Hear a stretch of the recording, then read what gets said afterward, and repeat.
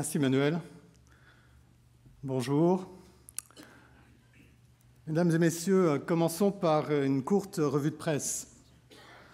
D'Allemagne, T-Online s'interroge. Comment nos routes sont-elles dans un tel état ?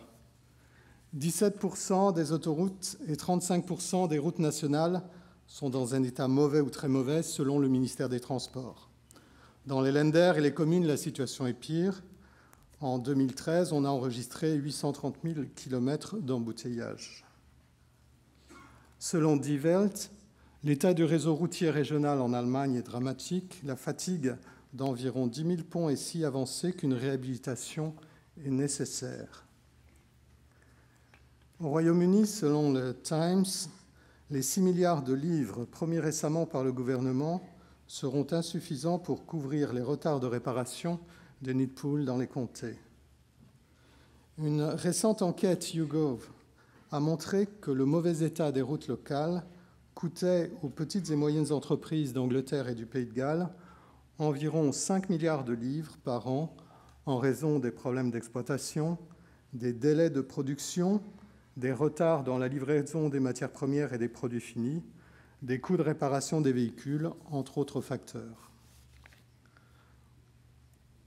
Au Myanmar, à propos d'un prêt de 80 millions de dollars par la Banque asiatique de développement, le sous-investissement en entretien pendant des décennies et le cyclone Nargis en 2008 ont laissé les routes du delta en très mauvais état. Les cultures de rapport et la pêche dans le delta ne sont plus des activités viables car le mauvais état des routes rend difficile l'accès au marché. En Espagne, selon El Mundo, le budget d'entretien des routes a diminué de 38% depuis 2009. Pour El País, doubler les dépenses d'entretien permettrait de réduire de 20% le nombre des accidents de la route. Aux États-Unis, en Oregon, il faudrait trouver 5,1 milliards de dollars pour regarder l'économie s'effondrer. La détérioration de l'état des ponts forcera l'État à mettre des restrictions de charge, obligeant les poids lourds à de longs détours qui augmenteront le coût du transport. Inversement, le renforcement des routes principales vis-à-vis des tremblements de terre pourrait réduire les pertes économiques de l'État de plus de 80 milliards de dollars en réduisant le délai et les conditions d'un retour à la normale après un tremblement de terre majeur.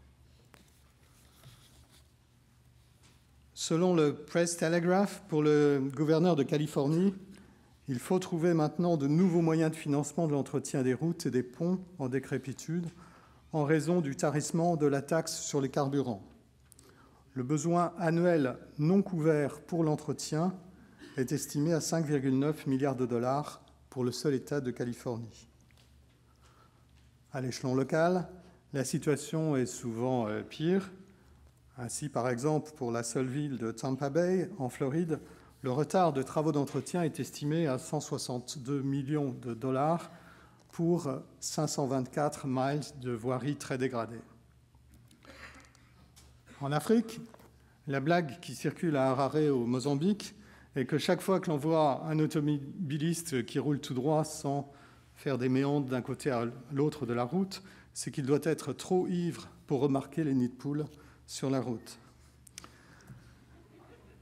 Selon la Banque africaine de développement, la plupart des réseaux routiers et ferroviaires d'Afrique sont dans mauvais état et nécessitent d'énormes investissements.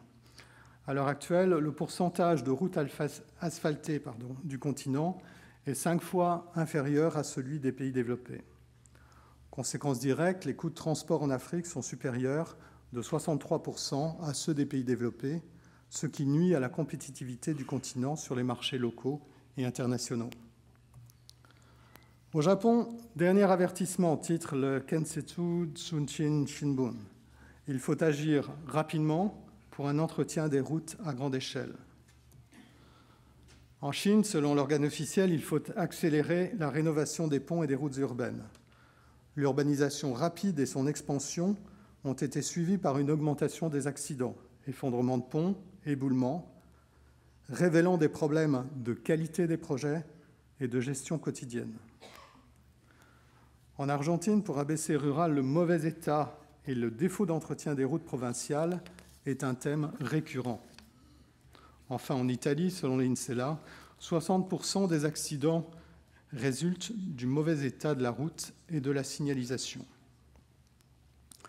Nous pourrions multiplier à loisir ces interpellations qui ne sont pas le fait de lobbies routiers, mais qui traduisent l'attention que portent à ces sujets nos concitoyens et reflètent leurs préoccupations. Ces expressions font écho aux alertes exprimées par l'OCDE, par l'Association mondiale de la route et différentes organisations professionnelles internationales. Nous avons bien affaire à un problème d'intérêt pour l'ensemble de la planète.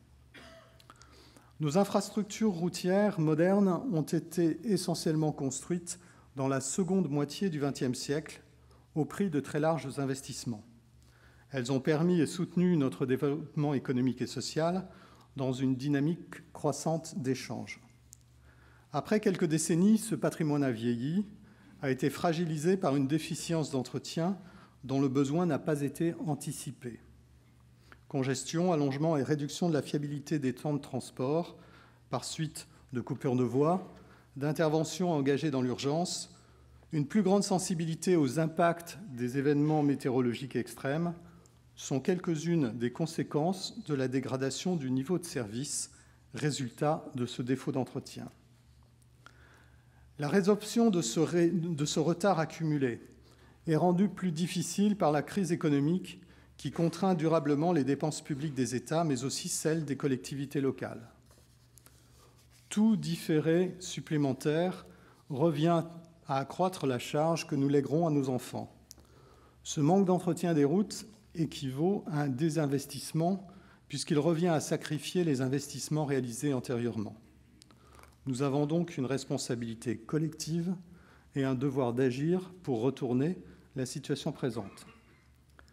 C'est la raison d'être de ce congrès porté par un ensemble d'organisations professionnelles internationales auxquelles se sont jointes les autorités routières. Oui, il y a bien une appréciation partagée du besoin d'agir. Il est nécessaire de changer les états d'esprit par l'adoption d'une vision et de stratégies pluriannuelles. Il est nécessaire de rechercher d'autres méthodes de programmation, d'autres approches de contractualisation pour une meilleure efficience de la dépense publique. Ceci est aussi un appel à innover pour réduire les coûts, mais sans compromettre la durabilité, afin de rétablir la pérennité de nos systèmes de transport. Ces 3 journées ne sont donc pas dans l'incantation, mais elles ont été conçues comme une invitation au partage d'expériences et à la réflexion en commun. C'est ce qui nous a guidés dans la construction du programme qui vous est proposé. Je vous souhaite d'en tirer le meilleur parti dans une atmosphère de franche convivialité.